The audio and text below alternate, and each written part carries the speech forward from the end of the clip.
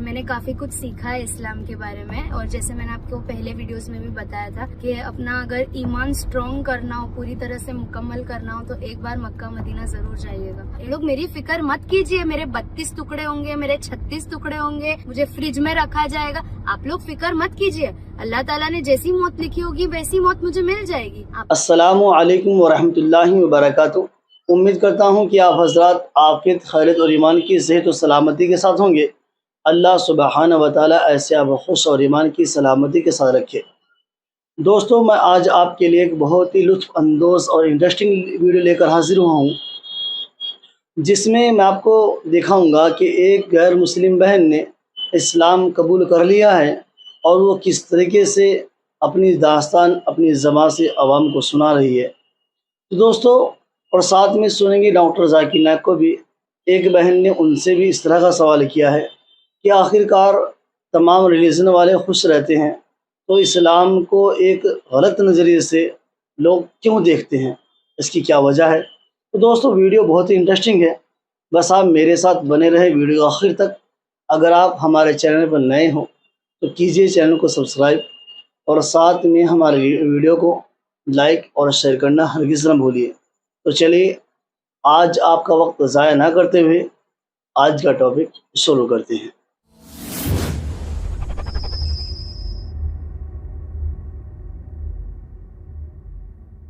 अस्सलामुअलैकुम। मेरे उम्रा के सफ़र को 2 दिन हुए और काफ़ी अच्छा सफ़र रहा है, मेरी लाइफ की बेस्ट जर्नी थी और मैंने काफ़ी कुछ सीखा है इस्लाम के बारे में। और जैसे मैंने आपको पहले वीडियोस में भी बताया था कि अपना अगर ईमान स्ट्रॉन्ग करना हो, पूरी तरह से मुकम्मल करना हो, तो एक बार मक्का मदीना ज़रूर जाइएगा। एक बार उम्रा हज जरूरी तो बेशक है ही, पर अगर यहाँ वहाँ आप लोग ट्रिप्स कर रहे हैं और वहाँ नहीं जा रहे तो प्लीज पहले वहाँ जाइए, अल्लाह के घर जाइए, नबी के घर जाइए और फिर आपके सारे ट्रिप्स पे जाइए।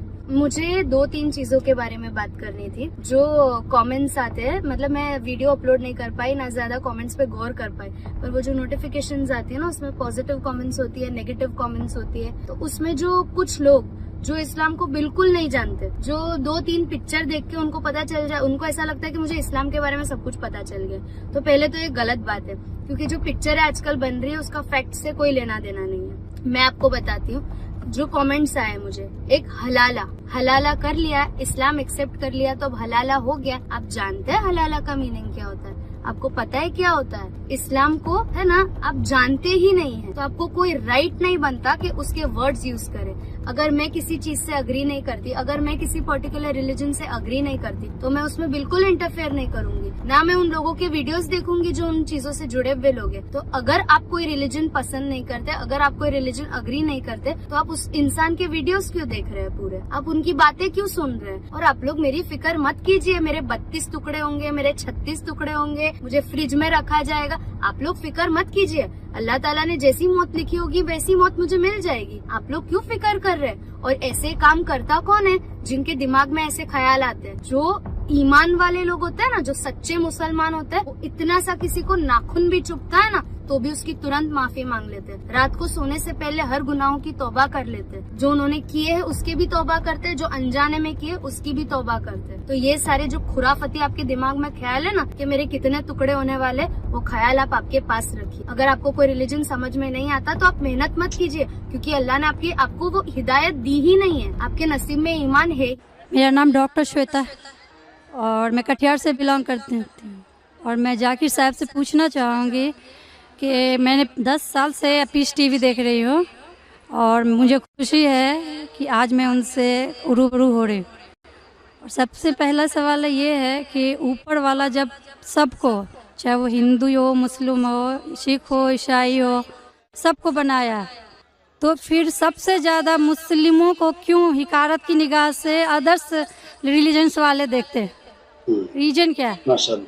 दूसरा सवाल ये है कि ऊपर वाला एक है, ये सभी जानते हैं, हिंदू मुस्लिम जो भी धर्म से बिलोंग करते हैं, लेकिन फिर भी वो क्यों, मतलब ये नहीं समझ पाते कि ऊपर वाला एक है या ईश्वर एक है या गॉड एक है?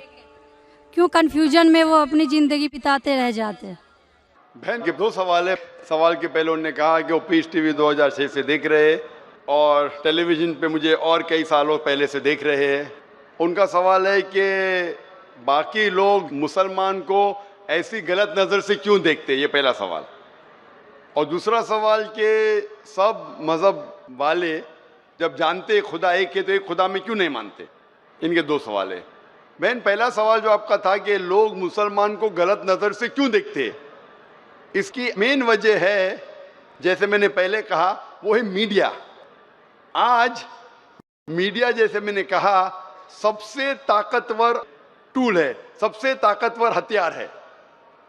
मीडिया आज एक हीरो को विलन बना सकता है, विलन को हीरो बना सकता है, दिन को रात, रात को दिन।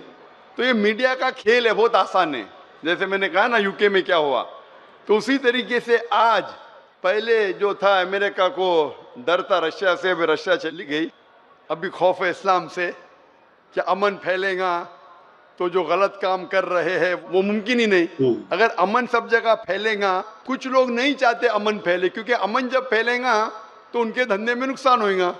क्योंकि कुछ लोग के धंधे जब ही चलते हैं जब अमन नहीं है। फायदा होता है ना, झगड़ा बिगड़ा हो तो उनका फायदा होता है। तो हर इंसान नहीं चाहता है अमन हो। बात करेंगे अमन की, वॉर फॉर पीस, एक्चुअली कर रहे वॉर ऑन पीस। हम जंग लड़ रहे अमन के लिए, वो अमन के लिए नहीं जंग लड़ रहे हैं, अमन को खत्म करने के लिए जंग लड़ रहे हैं। Not war for peace, war on peace. अमन को कायम करने के लिए जंग नहीं लड़ रहे, अमन को खत्म करने के लिए जंग लड़ रहे। तो ये मीडिया है बहन, मीडिया इतना पावरफुल है, इसीलिए मैं कहता हूँ मुसलमान मीडिया में पीछे है। हमको मीडिया के जरिए सही पैगाम पहुंचाना चाहिए। बहन, आप देख रहे पीस टीवी 6 साल से पहले, उसके पहले आपने दिगर चैनल पे मुझे देखा। मैं पूछना चाहता हूँ आपसे, आपको कैसा लगता है इस्लाम का मतलब पीस टीवी देखने के बाद? आपके क्या ख्यालात है इस्लाम के बारे में? मैं बचपन से ही एक चीज़ के खिलाफ रही हूँ कि मूर्ति पूजा, जो कि हमें कभी भी पसंद नहीं पड़ा। जो ऊपर वाला हमें बनाया, तो हम जिसको बना के पूछते हैं उसमें शक्ति कैसे हो सकती है, फर्स्ट। दूसरा सवाल कि आप जब ऊपर वाला हम पूरे दुनिया को कंट्रोल कर रहा है, तो एक मूर्ति कैसे किसी इंसान को कंट्रोल कर सकता है। तीसरा होता है कि आप अगर आप में विश्वास है, आस्था है, आप कहीं भी रहें, ऊपर वाले को याद कीजिए, आप ऊपर वाले आपकी दुआ जरूर सुनेंगे। ये मेरे बचपन से ही ये मेरे दिल में है। और जैसे जैसे मैं बड़ी होते गई, मेरे मन में और भी ऐसे सवाल आते गए और मैं खुद ब खुद उसका सॉल्यूशन ढूंढते रह गई। और आज जाके जब मैं आपके पीस टीवी से जुड़ी, तो मुझे और भी मेरा जितने भी कन्फ्यूजन्स थे वो दूर होते गए, और आगे कोशिश होगा और भी दूर होते चले जाएंगे। आपको कैसा लगता है इस्लाम मजहब? मुझे बहुत पसंद है। आपको गलतफहमी दूर हो गई आपकी ना, जो मीडिया फैला रही है? हाँ, ये मुझे हमेशा रहता था कि इस्लाम धर्म बहुत अच्छा है, क्योंकि उसमें ना तो मूर्ति पूजा है, ना भी कुछ है, सिर्फ ऊपर वाला है जो एक है, जो पूरे दुनिया को कंट्रोल करके रखा हुआ है, जिसके बिना एक पत्ता भी नहीं हिल सकता। तो फिर जो है हम जो है उसे क्यों नहीं माने, जो दूसरे को माने। आप तो कुरान की आयत का तर्जुमा कर रही, माशाल्लाह। अल्लाह के मर्जी के बिना तो पत्ता भी नहीं हिल सकता है। बहन, जो आपका दूसरा सवाल था कि जब गैर मुसलमान ये जानते हैं कि खुदा है कि, तो मानते क्यों नहीं? हाँ, ये सवाल था कि मानते क्यों नहीं है वो, कि एक ही शक्ति है, चाहे वो गॉड हो, क्रिश्चियन बोलते हैं, हिंदू बोलते हैं ईश्वर एक है, मुस्लिम बोलते हैं अल्लाह एक है, और गुरुद्वारा बोलते हैं वाहे गुरु एक है। तो जब सब भी बोलते हैं तो मानते क्यों नहीं कि ईश्वर एक ही है? आपका बहुत अच्छा सवाल है कि अगर जानते हैं तो मानते क्यों नहीं। इसके मेन जिम्मेदार है धर्म के अधिकारी, धर्म अधिकारी। धर्म अधिकारी नहीं चाहते कि सब लोग इसको माने, जाने ठीक है, लेकिन मानने लगेंगे तो उनकी दुकान बंद हो जाएंगी। लेकिन यहाँ पे दुकान बंद वालों, और हर धर्म में कुछ लोग हैं जो नहीं चाहते कि सब धर्म मानने वाले अपनी किताब के करीब आए, नहीं तो उनकी दुकान बंद हो जाए। हर धर्म में ऐसे लोग हैं, नहीं तो उनकी दुकान बंद हो जाएंगी। तो इसीलिए मेरी सबसे ज्यादा कोशिश रहती है कि लोगों को अपने धर्म की किताब के करीब ले जाए सबसे पहला। तो मैं कहता हूं मुसलमान और गैर मुसलमान को अपनी धार्मिक किताब पढ़ो, उन पे तहकीक करो, जो यकसान है तो उसके ऊपर जाओ पहला। तो इसीलिए जितने धर्म अधिकारी है, धर्म के आम पब्लिक तो मेरे फेवर में, देखो आम पब्लिक, अवाम, चाहे मुसलमान की हो, हिंदू की हो, ईसाई की हो, साथ में है। लेकिन ये धर्म अधिकारी जो अक्सर है वो नहीं चाहते कि सब लोग एक हो जाएंगे तो दुकान बंद हो जाएंगी। तो ये लेकिन मेन सर प्रॉब्लम है धर्म अधिकारी का। इसीलिए अगर सर्व धर्म के मानने वाले अपनी किताब का तर्जुमा पढ़े, सही मानी से उस पे अमल करे, तो सब लोग एक ईश्वर के पास आएंगे और एक ईश्वर को मानेंगे और उसके अलावा किसी की इबादत नहीं करेंगे। उसके बावजूद भी सब कोई क्रॉस क्यों करता है इस्लामिक धर्म को, जानते हुए भी कि ये सबसे अच्छा धर्म है, सब रास्ता सब एक है, इसमें ना कोई ये है दिखावा है, ना कोई आपका इसमें ओल झोल टाइप का कोई भी प्रॉपर्टी नहीं होती है कि ये बाजा वाजा ये वो। बहन फिर भी बहन क्यों नहीं करते? बहन, क्योंकि आप पीस टीवी देख चुके हैं, तो आप पीस टीवी देखने के बाद आपको यकीन हो गया है कि सही इस्लाम क्या है। बाकी चैनल सही इस्लाम नहीं दिखा रही। बाकी चैनल दिखाते हैं कि मुसलमान टेररिस्ट है, मुसलमान दहशतगर्द है, मुसलमान जलील करते, मुसलमान ये करते, खवातीन को हक नहीं देते। तो सब लोग तो पीस टीवी नहीं देखते ना। इंशाल्लाह एक दिन आएगा जब दुनिया के अक्सर लोग पीस टीवी देखेंगे।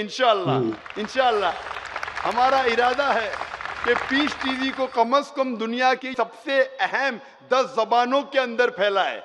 इंशाल्लाह अल्लाह से दुआ है, क्योंकि जो मोहम्मद सल्लल्लाहु अलैहि वसल्लम की हदीस है कि इस्लाम एक दिन हर घर में पहुंचेगा, तो अल्लाह ताला से दुआ है कि हमें वो जरिया बनाए कि सही इस्लाम दुनिया के हर घर में फैलेगा इंशाल्लाह। बहन, मैं आपसे पूछना चाहता हूँ, आप मानते कि खुदा एक है? मैं बचपन से मानती हूँ ऊपर वाला एक है। आप मानते कि मोहम्मद सल्लल्लाहु अलैहि वसल्लम आखिरी पैगंबर है? हाँ, ये सब बचपन से ही पता है मुझे। तो मैं आपसे पूछता हूँ डॉक्टर श्वेता, जब आप मानते खुदा एक है, आप मानते बुत परस्ती गलत है, आप मानते मोहम्मद सल्लल्लाहु अलैहि वसल्लम आखिरी पैगंबर है, तो उसका मतलब आप मुसलमान हो चुके। हाँ, ये एक चीज मैं सवाल करना चाह रही थी आपसे। जी हाँ। कि आपके मन में जो भी आप धर्म अपना रहे हो, ये तो जरूरी नहीं होता कि आप उसे रिप्लेस करें पब्लिक के बीच में। जरूरी नहीं है। और अगर आप मन से मानते हैं तो, और ऊपर वाला जान रहा है कि आप क्या हैं, और ऊपर वाले को ही मानते हुए सारा चीज फॉलो कर रहे हैं, तो क्या जरूरी होता है कि मुस्लिम बताए ही कि हम मुस्लिम हैं? बहन का बहुत अच्छा सवाल है कि अगर मन से माने काफी नहीं, क्या जाहिर करना जरूरी नहीं है? अगर आपको कोई तकलीफ हो रही है, मिसाल के तौर पे अगर आपको शक लगता है कि अगर मैं जाहिर करूं तो मेरी जिंदगी खतरे में है, और ये टॉपिक के ऊपर भी है, अगर आपको लगता है कि मेरी जान खतरे में है, ऐसे माहौल में है, ऐसे इलाके में आप है, 99% से ज्यादा गैर मुस्लिम हैं और जंग का माहौल है और पता चल जाएगा मैं मुस्लिम हूँ, तो कुरान की आयतें, अगर आपकी जान खतरे में है तो आप शिर्क भी कर सकते हैं, लेकिन दिल में ईमान होना चाहिए। मतलब अगर कोई पूछे कि तुम मुशरिक हो, आपको पता है आपकी जान खतरे में, आप हाँ कह सकते हैं, लेकिन आपके दिल में ईमान होना चाहिए। तो अल्लाह ताला इजाजत देते हैं कि अगर आपकी जान खतरे में है, कोई बंदूक रखता है सिर पे और बोला कौन है तुम, अगर तुम बोले हाँ मैं मुशरिक हूं, लेकिन दिल में ईमान है कि अल्लाह एक है, तो आप गुनहगार नहीं। तो अगर आपको डर है कि आपके इज़हार करने की वजह से आपकी जान खतरे में है या कुछ तकलीफ आ सकती, तो मत इज़हार करो। लेकिन इज़हार करने से फॉलो करना आसान है। जो शख्स इज़हार करता है वो फॉलो भी करेगा। अगर इज़हार नहीं करेगा, बोलता मैं मुसलमान हूं, अगर उसके जान का खतरा है तो कोई हर्ज नहीं, उसके दिल उसके बीच में और खुदा के बीच में इज़हार करने की जरूरत नहीं। लेकिन जान का खतरा नहीं है, फिर भी बोलते हैं नहीं मैं जान का खतरा नहीं है, मुझे कोई तकलीफ नहीं, छोटी मोटी तकलीफ है इसलिए मैंने इज़हार करूंगा, फिर क्या होगा? फिर उसको अमल करना मुश्किल होगा। अगर छोटी मोटी तकलीफ है तो इज़हार करना चाहिए, क्योंकि उसको अमल करने में आसानी होगी, नमाज पढ़ने में आसानी होगी, रोज़ा रखने में आसानी होगी। अगर कबूल नहीं करेंगे तो मुश्किलात और बढ़ेंगी।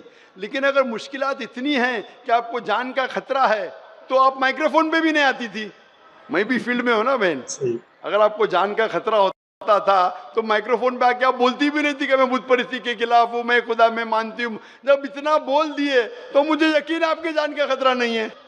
मैं भी फील्ड का हूँ ना, आप डॉक्टर है, मैं भी डॉक्टर हूँ। आप कौन से डॉक्टर है पता नहीं, मैं जिस्म का डॉक्टर हूँ। आप पीएचडी डॉक्टर है क्या, मेडिकल डॉक्टर है, कौन से डॉक्टर है बहन आप?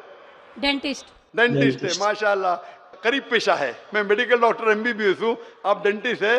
आपको कैसे पता चलता है दांत में दर्द हो रहा है तो क्या प्रॉब्लम है, बराबर ना? तो वैसा मुझे भी थोड़ा थोड़ा पता चल जाता। मैं जिस्म के डॉक्टर के अलावा रूहानी डॉक्टर भी हूँ माशाल्लाह। तो मुझे पता आपको जान का खतरा नहीं है। तो जान का खतरा नहीं है तो मेरी ये राय है, इज़हार करने से आपको अमल करने में और आसानी होगी। ये मुझे पता है। पता है आपको ना? हाँ। तो आपको जान का खतरा है? अब मैं अभी क्लियर नहीं कर सकती कुछ भी आपसे। और एक लास्ट सवाल ठीक है पूछना इंशाल्लाह, चाहती हूँ लेकिन आपसे। आप मेरे नजदीक आप मुस्लिम हैं।